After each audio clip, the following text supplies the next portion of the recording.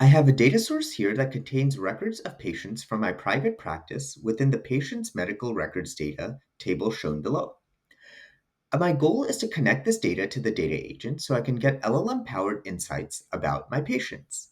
However, this dataset is relatively large, and as you can see, this table contains a total of 103 columns, which exceeds the previous limits in the data agent.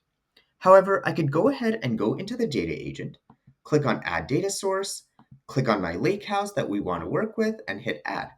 And after a few seconds, Data Agent would validate this data source and successfully add this table without blocking on any type of schema limits.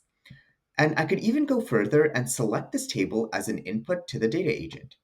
I will get a warning that says that there are too many columns and it may reduce the accuracy of my results.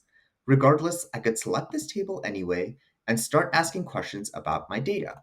For example, how many of my patients have diabetes? After asking the question, the data agent will take a few seconds to analyze this table, figure out that it needs to look at this specific table, and give me an output that tells me that I have 30 patients who have diabetes. And I could take a look at the steps that it took to get this result and see that it used the patient medical records table that I wanted and had submitted a relatively correct SQL query that got the result.